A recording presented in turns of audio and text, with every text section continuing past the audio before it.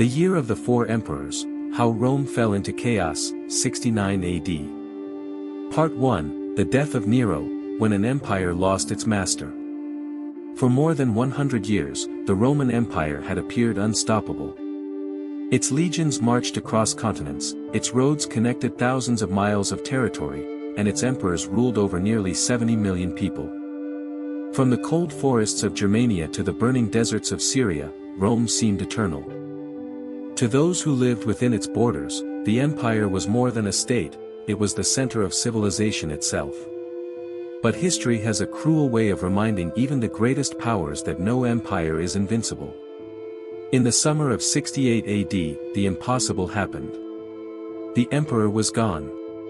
There was no clear successor. No peaceful transition. No carefully planned future. Only uncertainty. Only fear. Only ambition.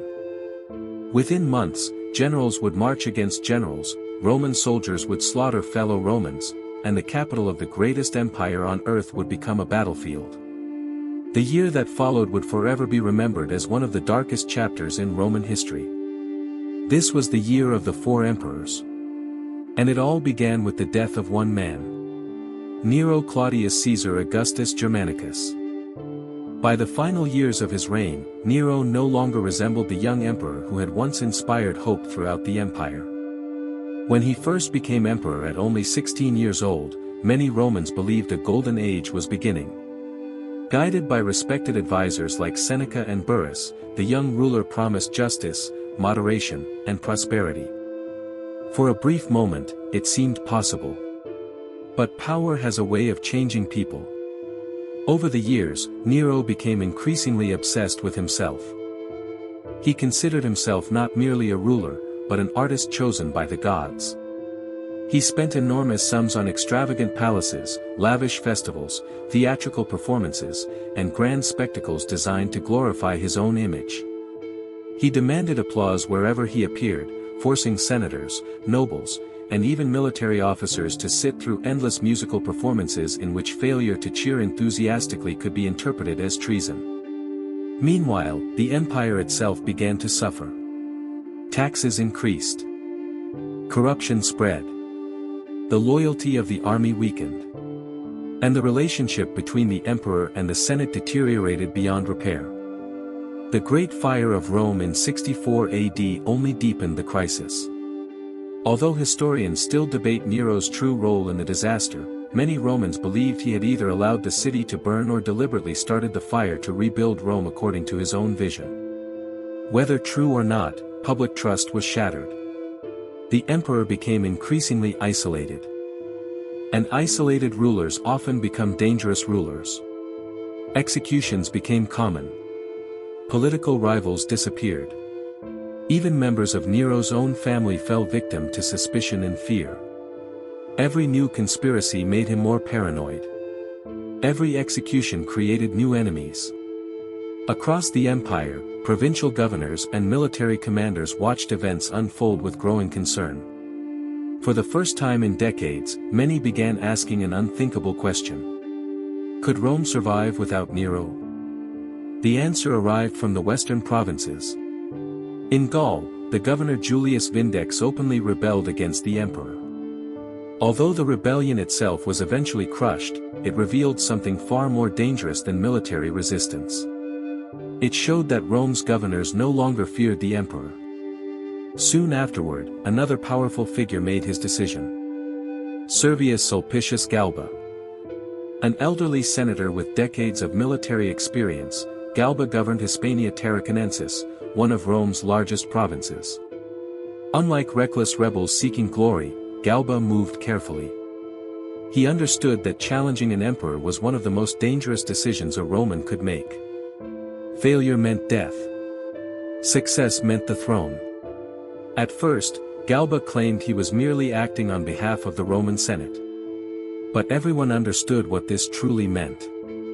He was preparing to replace Nero.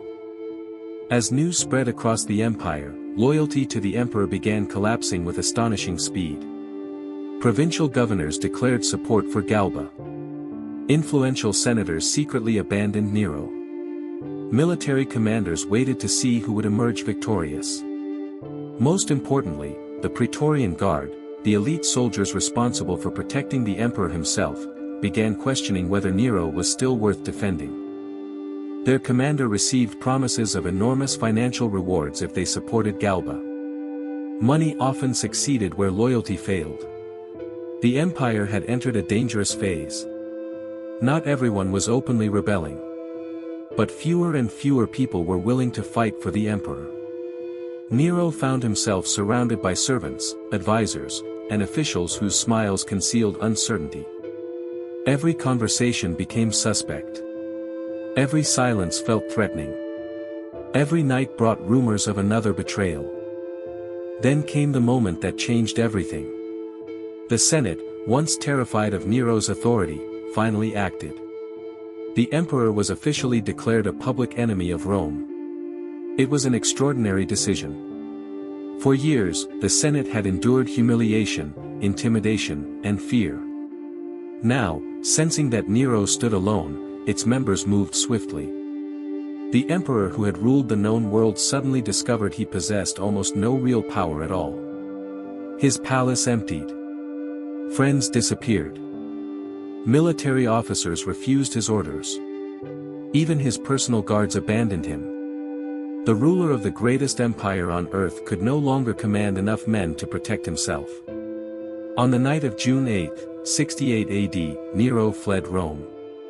Disguised and accompanied by only a handful of loyal followers, he escaped through dark streets that had once echoed with cheers for his victories. The city that had worshipped him now wanted him dead. He reached a countryside villa belonging to one of his freedmen. There, surrounded by panic and despair, Nero received the final news. Horsemen were approaching. They had come to arrest him. He knew what awaited. Public execution. Humiliation. His name erased forever. Unable to face capture, Nero chose another path. According to ancient sources, he hesitated until the very last moment. His hands trembled. He could hear riders drawing closer. Finally, with the help of one of his companions, he drove a dagger into his own throat. As life left him, he reportedly whispered words that have echoed through history for nearly 2,000 years. "What an artist dies in me." With those words, the Julio-Claudian dynasty came to an end. The family founded by Augustus, Rome's first emperor, had ruled for almost a century. Now, it vanished in a single morning. Yet Nero's death did not bring peace. It created a vacuum. For decades, Rome had relied on one central figure whose authority united the empire. Now there was none. No law clearly dictated who should become emperor. No constitution outlined a peaceful transfer of power. The throne belonged to whoever possessed enough influence, enough soldiers, and enough courage to seize it. Across the empire, powerful generals looked at their legions. Their legions looked back. An idea that had once seemed impossible suddenly became irresistible. If one emperor can fall, why not another? The Roman world held its breath. The Senate believed it had restored the Republic's dignity. The people hoped stability would soon return. The armies had entirely different plans.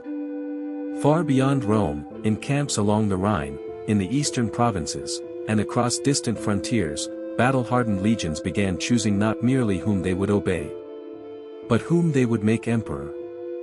The greatest civil war since Julius Caesar was about to begin. And before the year was over, Rome would crown not one, not two, but 4 different emperors. Part 2, 3 emperors in 6 months. Nero was dead. The last emperor of the Julio-Claudian dynasty had taken his own life, ending nearly a century of rule by the family of Augustus. For many Romans, the nightmare seemed to be over. Crowds celebrated in the streets. Senators congratulated one another. Across the empire, governors sent messages of loyalty to the man they believed would restore order. That man was Galba. He was 70 years old, a respected general, an experienced governor, and one of Rome's oldest serving aristocrats. Unlike Nero, Galba lived simply. He disliked luxury, hated wasteful spending, and believed discipline had disappeared from Roman government. To many, he appeared to be exactly the emperor Rome needed. But sometimes the qualities that make a good general make a terrible ruler. Galba entered Rome in the autumn of 68 AD. The Senate welcomed him as emperor. Statues were raised. Coins bearing his portrait were minted. Official ceremonies proclaimed that Rome had entered a new era. Yet beneath the celebrations, cracks were already beginning to appear. Galba inherited an empire that was financially exhausted. Years of Nero's extravagant building projects, games, and performances had emptied the imperial treasury. The army expected generous rewards for supporting the new emperor. The Praetorian Guard, in particular, believed Galba would fulfill the promises made in his name before Nero's fall. Instead, Galba shocked everyone. He refused. When advisors reminded him that the Praetorians had been promised enormous bonuses, Galba reportedly answered with a sentence that quickly spread throughout Rome. "I choose my soldiers. I do not buy them." It sounded noble. It sounded honorable. It was also one of the greatest political mistakes of his reign. The Praetorian Guard had helped bring him to power. Now they felt betrayed. Galba made another critical error. Believing Rome had become weak under Nero, he launched a campaign of harsh reforms. Officials suspected of corruption were executed. Supporters of Nero lost their property. Taxes remained high. Military commanders were replaced without warning.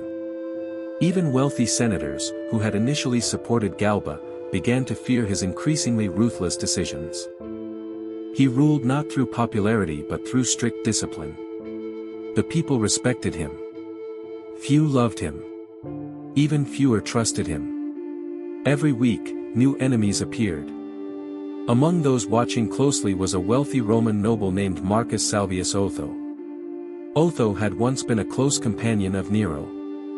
In fact, years earlier Nero had sent him away to govern Lusitania after becoming interested in Otho's wife, Poppaea Sabina, whom Nero later married himself. Many believed Otho would never recover from such humiliation. Instead, he waited. Patiently. For years. When Galba rebelled against Nero, Otho became one of his earliest supporters. He accompanied the new emperor to Rome and expected to be rewarded for his loyalty. More than rewarded.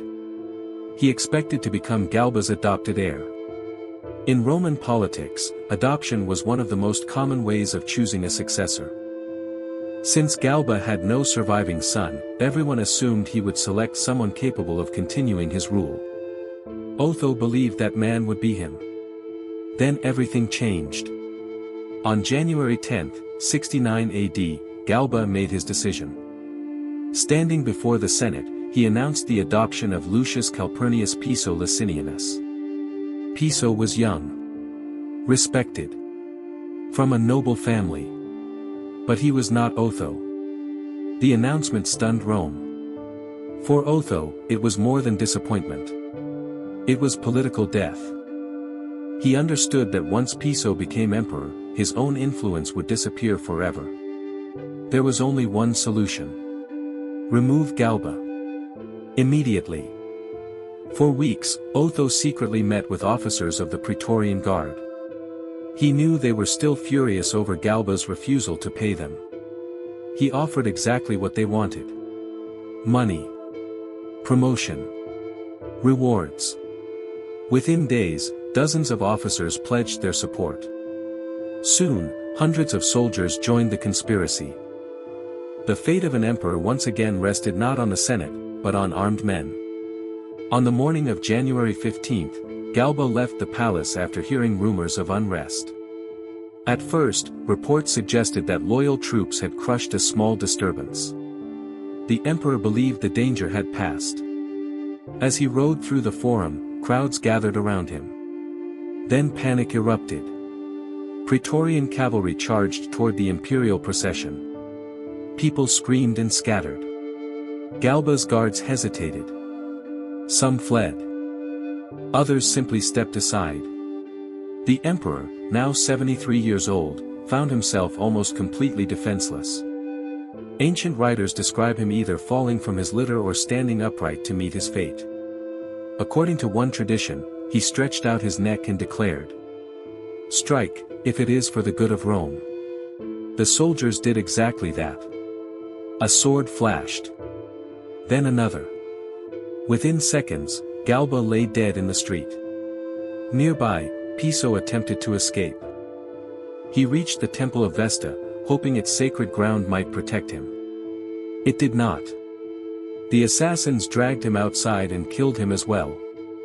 Their heads were cut off and carried through the streets on spears. Rome had a new emperor.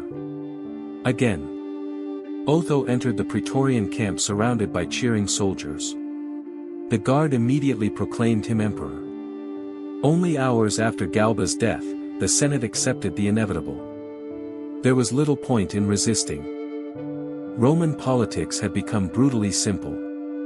The army chose. The Senate approved. Otho was now ruler of the empire. His reign had begun with blood. Unlike Galba, Otho understood the importance of public opinion. He treated the Senate respectfully. He restored several officials dismissed by his predecessor. He attempted to reassure ordinary citizens that stability had returned. For a brief moment, it seemed possible. Rome had experienced one assassination. Perhaps now the crisis was over. But events far beyond the capital told a different story. Along the cold frontier of the Rhine, nearly 8 powerful legions had grown increasingly resentful. These soldiers had spent years defending Rome's northern border against Germanic tribes. They considered themselves among the empire's toughest warriors. Yet while politicians in Rome fought over the throne, these battle-hardened men believed they were being ignored. On January 1st, before news of Galba's assassination had even reached every province, the Rhine legions refused to swear loyalty to him. Instead, they proclaimed their own commander-emperor. His name was Aulus Vitellius. Vitellius was unlike Galba in almost every way. He loved lavish feasts. He enjoyed gambling. He preferred pleasure to discipline. Many senators underestimated him, dismissing him as lazy and indulgent. That would prove to be a dangerous mistake. Behind Vitellius stood something far more powerful than personal reputation. He commanded tens of thousands of experienced soldiers. Veterans hardened by years of warfare.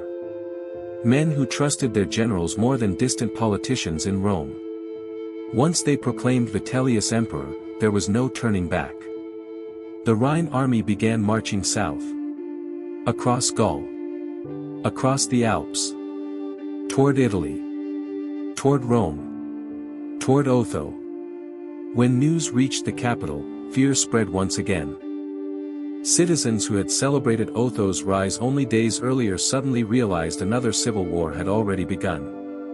Markets emptied. Families stored food. Rumors filled every street. Some believed Vitellius would arrive within weeks. Others claimed the empire would split into rival kingdoms. No one knew whom to trust. Otho faced an impossible decision. He could remain behind Rome's walls and wait.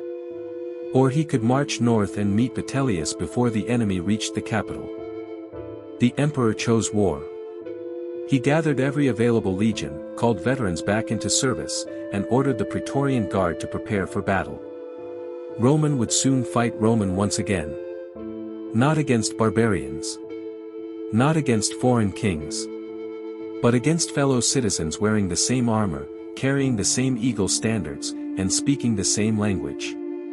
The empire was tearing itself apart from within. Ahead lay the plains of northern Italy. Ahead lay one of the most decisive battles in Roman history. And before spring had ended, another emperor would fall. Part 3, Rome at war with itself. Spring arrived in northern Italy with cold mornings, muddy roads, and an uneasy silence. For centuries, Roman legions had marched across these lands to conquer foreign enemies. They had defeated Carthage, crushed the kingdoms of the East, and expanded Rome into the greatest empire the world had ever seen. Now they marched for a different purpose. Not to conquer. Not to defend. But to kill one another. Never before had so many Roman soldiers prepared to face fellow Romans in such a struggle for absolute power. The empire was no longer threatened from beyond its borders. The danger had come from within. Emperor Otho knew time was working against him. Every day that passed allowed Vitellius' armies to move farther into Italy. The Rhine legions were among the most experienced in the empire. Many of their soldiers had spent years fighting Germanic tribes in brutal conditions. They were disciplined, confident, and fiercely loyal to the commanders who had led them through countless battles. Otho's forces were different. Although he possessed several excellent legions, much of his army had been assembled in haste. The Praetorian Guard had little experience fighting large open battles. Thousands of fresh recruits had barely completed their training before being ordered north. His generals urged caution. Several commanders advised waiting for reinforcements arriving from the Danube provinces. If those additional legions joined the campaign, Otho would command a force large enough to challenge Vitellius on equal terms. But politics rarely allows patience.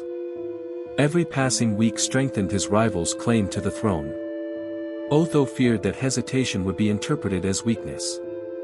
He made his decision. The armies would fight immediately. The two forces met near the small town of Bedriacum in northern Italy. The flat countryside gave both armies plenty of room to deploy. Dust rose from thousands of marching feet. Standards bearing the Roman eagle fluttered in the spring wind. Trumpets echoed across the fields. For many soldiers, this was unlike any battle they had ever fought. Across the battlefield stood men dressed exactly like themselves. The same armor. The same shields. The same weapons. The same language. Many had once served together. Some recognized familiar faces among the opposing ranks. Veterans who had shared victories only a few years earlier now prepared to kill one another. It was perhaps the greatest tragedy of civil war. There were no foreigners. Only Romans. The battle began with violent clashes between the forward units. Heavy infantry crashed together with terrifying force. Shield struck shield. Pylons flew through the air. The cries of wounded men mixed with the metallic roar of swords striking iron helmets. Neither side gave ground easily. For hours, the fighting remained uncertain. Entire cohorts disappeared beneath clouds of dust. Centurions struggled to maintain formation as exhausted soldiers pushed against one another in brutal hand-to-hand combat. At several points, Otho's troops nearly broke through the enemy line. But the Rhine legions refused to collapse. Their years of discipline began to show. Slowly. Relentlessly. They pushed forward. Meter by meter. Formation by formation. The balance shifted. One of the decisive moments came when Vitellius' veterans launched a coordinated assault against Otho's center. The emperor's newer troops could not withstand the pressure. Gaps opened in the line. Once Roman formations began to lose cohesion, disaster spread rapidly. Experienced soldiers exploited every weakness. The battlefield became chaos. Units became separated. Orders could no longer be heard. Dust obscured everything beyond a few dozen yards. Men fought almost blindly. Some were struck from behind by soldiers they believed were allies. Others died defending standards that had already fallen. The once organized Roman army dissolved into scattered pockets of desperate resistance. By evening, the outcome was no longer in doubt. Otho's forces had suffered a devastating defeat. Thousands lay dead across the fields surrounding Bedriacum. Many more were captured. The road to Rome was open. When news reached Otho's headquarters, his generals urged him to continue the war. Reinforcements from the Danube were finally approaching. Fresh legions still remained loyal. The emperor could retreat, rebuild his army, and fight another battle. Strategically, the war was far from lost. But Otho saw something his advisors perhaps did not. Every new battle meant thousands more Romans would die. The empire was already bleeding itself dry. Villages had been destroyed. Trade had slowed. Families across Italy mourned fathers, sons, and brothers. If he continued fighting, victory might still be possible. But Rome itself might never recover. That night, Otho reached one of the most extraordinary decisions ever made by a Roman emperor. He would sacrifice himself. On the evening of April 16, Otho gathered his closest companions. Ancient historians describe him as unusually calm. He thanked those who had remained loyal. He ordered letters to be burned so they would not endanger friends after his death. He dismissed his servants. Then he spent the night quietly, sleeping peacefully while others remained awake outside his tent. Early the next morning, he awoke before sunrise. He took a dagger, placed it against his chest, and drove the blade into himself. When his attendants rushed inside after hearing the noise, they found the emperor dying from a single wound. He was only 36 years old. His reign had lasted just 95 days. According to ancient writers, many soldiers wept openly upon learning of his death. Some reportedly killed themselves beside his funeral pyre, unwilling to survive the ruler they admired.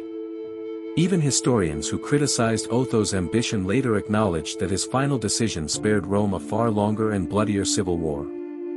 It was a rare moment when an emperor chose the lives of the empire over his own chance to rule. With Otho dead, resistance collapsed. The Senate had little choice but to recognize Vitellius as the new emperor. For the third time in less than a year, Rome welcomed another ruler. Vitellius entered the capital in triumph. Crowds lined the streets. Victory processions filled the forum. The civil war appeared to be over. Once again, Romans hoped peace had finally returned. Once again, they were wrong. Vitellius quickly gained a reputation very different from that of Galba. Where Galba had been strict, Vitellius was extravagant. He rewarded his soldiers generously. He held magnificent banquets almost every day.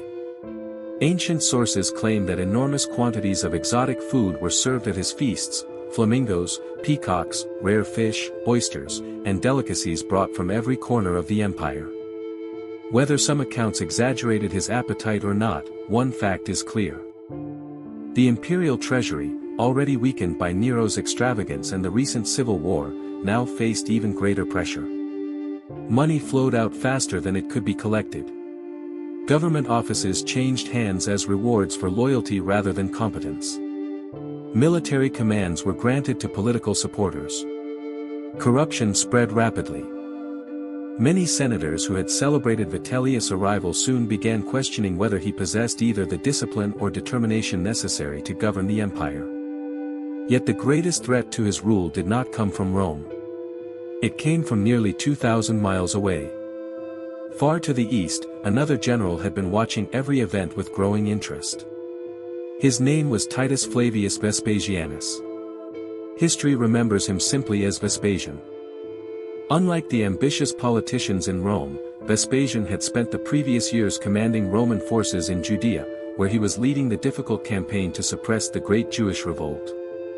He was respected by his soldiers, admired for his practical leadership, known for discipline rather than luxury. Most importantly, he commanded powerful legions. As news of Galba's death, Otho's suicide, and Vitellius' rise reached the eastern provinces, governors and military commanders began asking the same question that had echoed across the empire for months. Why should Rome be ruled by the choice of the Rhine armies alone? Why not by the armies of the east? The answer came during the summer of 69 AD. One by one, the eastern legions proclaimed Vespasian emperor. Soon afterward, the wealthy province of Egypt joined him. Then Syria. Then the Danube armies. The balance of power changed almost overnight. Vitellius still sat upon the throne in Rome. But another emperor had already been crowned. The empire was about to plunge into its second great civil war of the same year. This time, the fighting would not end on an open battlefield alone. It would reach the very heart of Rome itself. The Eternal City was about to become a war zone. Part 4, The Battle for Rome. By the summer of 69 AD, the Roman Empire had reached a breaking point. In less than 18 months, Nero had fallen, Galba had been murdered, Otho had taken his own life, and Vitellius now occupied the imperial throne. To ordinary Romans, it seemed as though the gods themselves had abandoned the empire. No one knew who truly ruled Rome anymore. Was it the Senate? The Praetorian Guard? The legions? Or whichever general happened to command the largest army? The answer would soon be decided not by speeches or laws, but by blood. Far to the east, Vespasian understood that proclaiming himself emperor was only the beginning. Claiming the throne was easy. Keeping it alive required something far more difficult. Victory. Unlike his rivals, Vespasian refused to rush toward Rome in search of glory. He had spent decades serving as a professional soldier. He knew that wars were won through preparation, logistics, and patience, not emotion. Instead of leading the campaign personally, he remained in the east to secure Egypt, whose grain shipments fed the city of Rome. Whoever controlled Egypt could starve the capital. It was one of the most important strategic decisions of the entire civil war. Command of the invasion was entrusted to one of his most capable allies, Marcus Antonius Primus, a bold and aggressive general commanding the Danubian legions.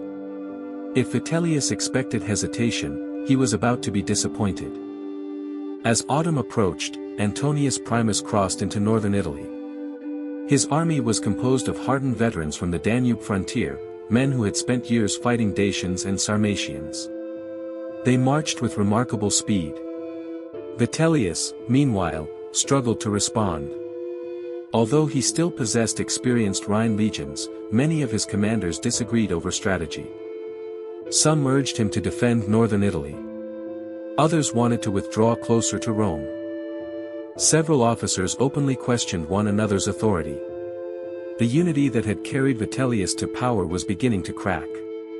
Civil wars have a cruel habit of exhausting even the victors.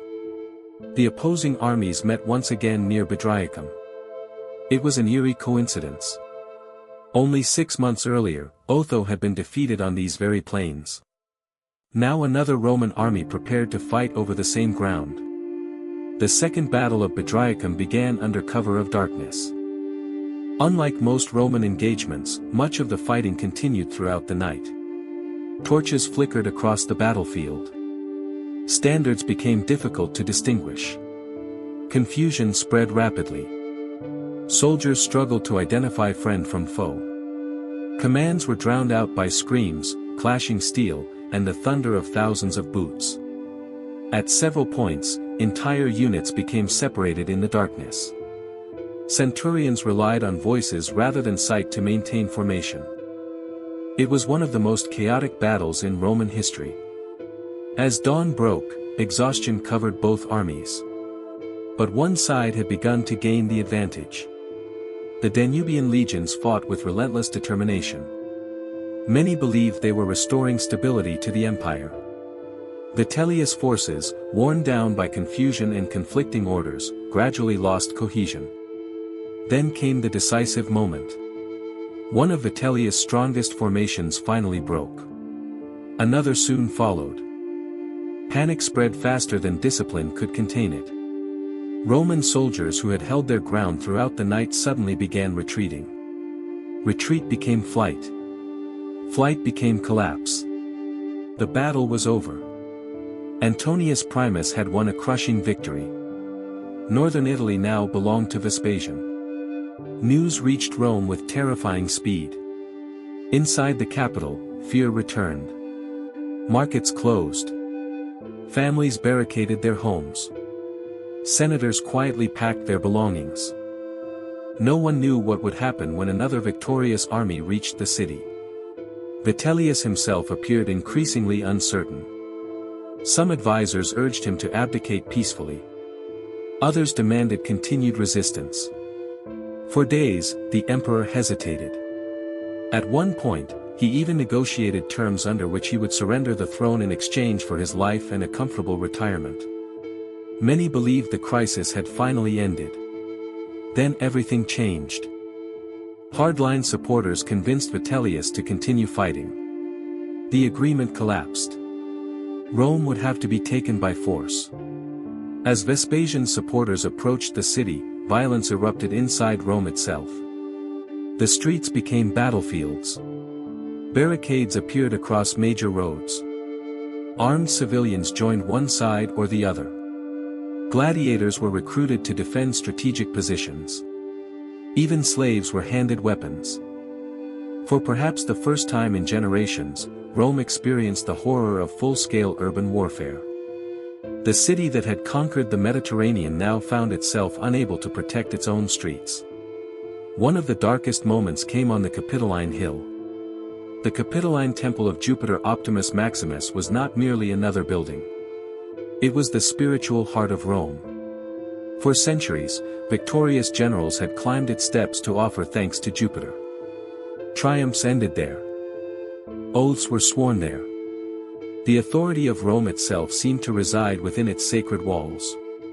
During the fighting, supporters of Vespasian, including his brother, Titus Flavius Sabinus, took refuge on the hill. Vitellius' forces surrounded the area. Exactly what happened next remains uncertain. Ancient historians offer different accounts. Some blamed Vitellius' soldiers.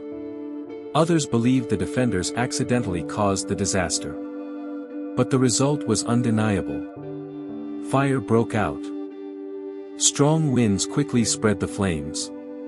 Within hours, the magnificent temple of Jupiter was engulfed.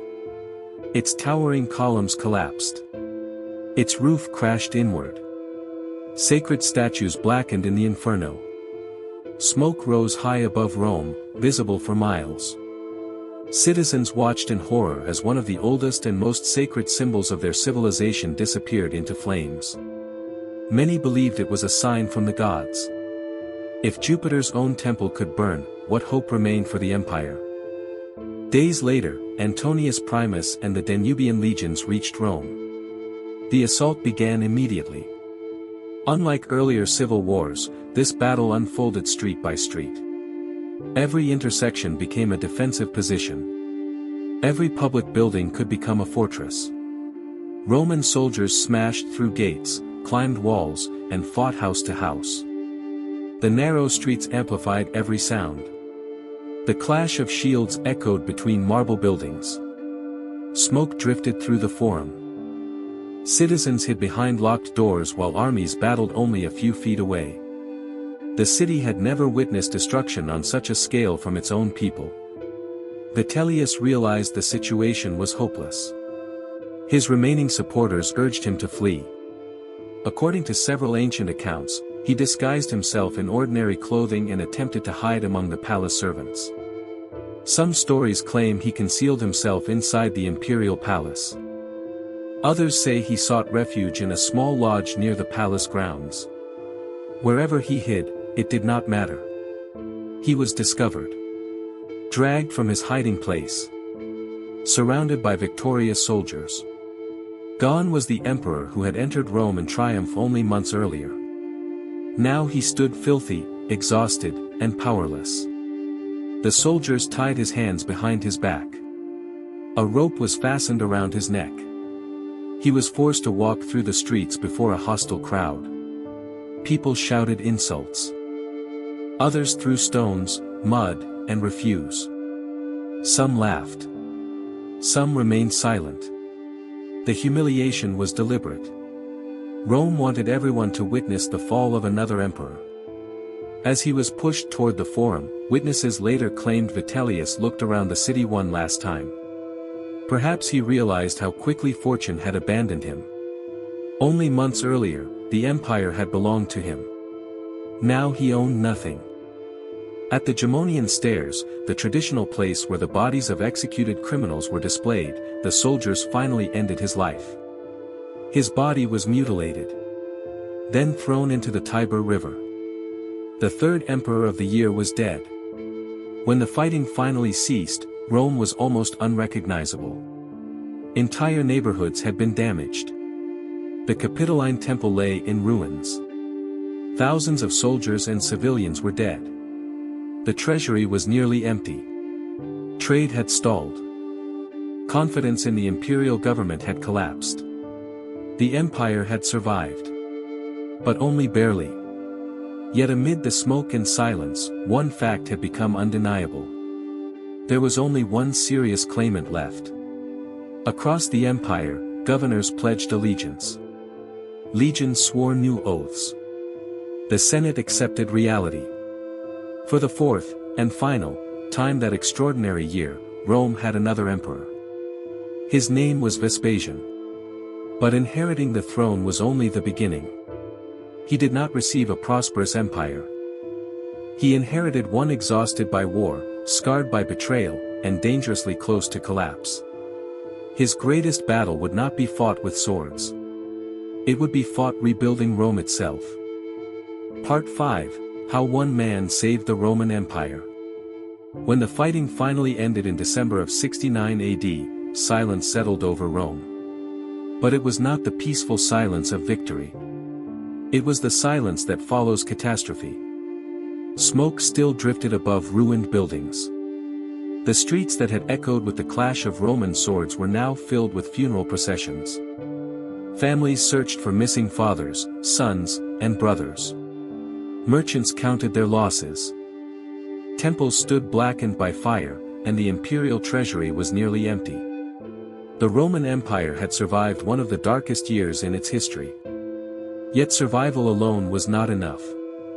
Someone now had to rebuild what civil war had nearly destroyed. That responsibility fell to one man. Vespasian. Unlike many emperors before him, Vespasian had never expected to wear the imperial purple. He was not born into Rome's oldest aristocratic families. He was not famous for extravagant speeches or political brilliance. Instead, he had earned his reputation the old Roman way. Through military service. For decades, he had served in some of the empire's most difficult campaigns. He fought in Britain during its conquest under Emperor Claudius. Later, he became governor of Africa, where he gained a reputation for honesty and practical leadership. When the Great Jewish Revolt erupted in Judea in 66 AD, Nero selected Vespasian to command the Roman response. It was there, far from Rome, that history unexpectedly changed his life. As civil war consumed the empire, the legions of the East proclaimed him emperor. Now, after months of fighting, the throne was finally his. Vespasian did not rush to Rome. Instead, he remained in Egypt for several months. At first glance, this seemed strange. Why would a newly proclaimed emperor delay entering his own capital? The answer was simple. Egypt was the breadbasket of the Roman Empire. Every year, enormous grain ships sailed from Alexandria across the Mediterranean to feed the population of Rome. Without that grain, the capital would face famine. By securing Egypt first, Vespasian guaranteed that food, not just soldiers, would support his rule. It was another example of the practical thinking that would define his reign. He understood something many ambitious generals did not. Winning battles meant little if people could not eat. Eventually, Vespasian arrived in Rome. He did not enter a city celebrating victory. He entered a city desperate for stability. Years of political chaos had left almost every institution weakened. The Senate had supported 4 different emperors in less than 2 years. The Praetorian Guard had betrayed multiple rulers. Provincial governors no longer knew whom to trust. Even ordinary citizens had begun questioning whether the empire itself could survive. Rome needed more than another emperor. It needed confidence. One of Vespasian's first priorities was restoring the empire's finances. Civil war had drained the treasury. Previous emperors had spent enormous fortunes on games, gifts, and military rewards. Taxes had become inconsistent. Corruption had flourished. Money disappeared faster than officials could collect it. Vespasian attacked the problem directly. He reorganized tax collection throughout the provinces. Government spending was reduced. Luxury at the imperial court was dramatically limited. Ancient writers sometimes criticized him for introducing new taxes, even taxes that appeared unusual by Roman standards. The most famous involved public urinals, where urine was collected for use in industries such as leather tanning and textile production. When Vespasian's son Titus complained about taxing something so unpleasant, the emperor reportedly held up a coin and asked, "Does it smell?" When Titus answered no, Vespasian smiled. Money has no smell. Whether every detail of the story is true or not, it perfectly captured his reputation. He cared less about appearances than results. If a policy strengthened the empire, he was willing to defend it. While rebuilding the economy, Vespasian also reformed the army. The civil war had exposed a dangerous truth. For decades, emperors had relied on the loyalty of individual legions. In 69 AD, those same legions had repeatedly proclaimed their own commanders emperor. If left unchanged, the empire would face endless cycles of rebellion. Vespasian carefully redistributed military commands. Generals who had proven loyal were rewarded. Potential rivals were transferred or retired. The Praetorian Guard was reorganized. New recruits replaced many soldiers whose loyalty had become questionable during the Civil War. Gradually, discipline returned. For the first time in years, the Roman military once again answered to a single ruler. Yet Vespasian understood that rebuilding Rome required more than laws and soldiers. People needed symbols. They needed proof that the empire had entered a new age. Nothing represented that vision better than one extraordinary construction project: the Flavian Amphitheater. Today, the world knows it by another name: the Colosseum. Its location carried powerful symbolism. Rather than building another luxurious palace for himself, Vespasian chose land that Nero had claimed for his enormous golden house. Where Nero had created an artificial lake for his private pleasure, Vespasian ordered the construction of a public amphitheater that every Roman citizen could enjoy. The message was unmistakable. The empire no longer existed for one man's vanity. It belonged to the people once again. Although Vespasian would not live to see the Colosseum fully completed, his decision transformed one of Rome's darkest symbols into one of its greatest monuments. Nearly 2,000 years later, millions of visitors still walk through its arches. Few realize that the building itself was born from the ashes of civil war. Vespasian also restored what war had destroyed. The Capitoline Temple, consumed by fire during the fighting, was rebuilt. Roads damaged during military campaigns were repaired. Public buildings reopened. Trade slowly returned to normal. Merchants once again filled the markets. Grain shipments arrived regularly. Confidence gradually returned. The empire was healing. Not overnight, but year by year. Perhaps Vespasian's greatest achievement was something historians often overlook. He restored predictability. After years in which emperors were assassinated, overthrown, or forced to commit suicide, Romans once again knew what tomorrow might look like. Governors could govern. Merchants could invest. Farmers could harvest. Families could plan for the future. Stability, something impossible to measure, became the foundation upon which the empire recovered. Vespasian ruled for almost 10 years. When he died peacefully in 79 AD, his eldest son, Titus, succeeded him without civil war. For the first time in many years, power passed smoothly from father to son. It was a remarkable contrast to the chaos of 68 and 69 AD. The dynasty Vespasian founded, the Flavian dynasty, would guide Rome through one of its periods of recovery and renewed confidence. His reign proved that an emperor did not need to be the richest man, the greatest orator, or the most glamorous ruler. He simply needed to govern wisely.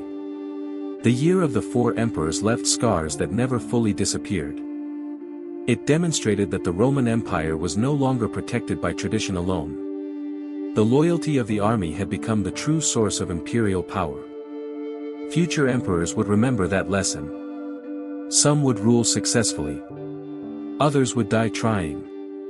Over the next centuries, similar struggles for the throne would return again and again, gradually weakening the empire from within. In many ways, the events of 69 AD foreshadowed the crises that would eventually contribute to Rome's decline. Yet there is another lesson hidden within this remarkable story. History often remembers Rome for its victories. For Julius Caesar crossing the Rubicon. For Augustus creating an empire. For Trajan expanding its borders. For magnificent monuments like the Colosseum. But empires are not defined only by the heights they reach. They are also defined by the moments they nearly fall. In 69 AD, Rome came closer to destroying itself than almost anyone believed possible. 4 emperors. Countless betrayals. Civil war. Burning temples. Brother fighting brother. And still, the empire endured. Not because it was invincible. But because, at the moment when everything seemed lost, capable leadership replaced ambition. The year of the 4 emperors reminds us that the greatest danger to a civilization does not always come from enemies beyond its borders. Sometimes, its greatest enemy is itself. And perhaps that is why this extraordinary year still fascinates historians nearly 2,000 years later. Because it was the year when the mightiest empire on earth stood on the edge of collapse. And somehow found its way back.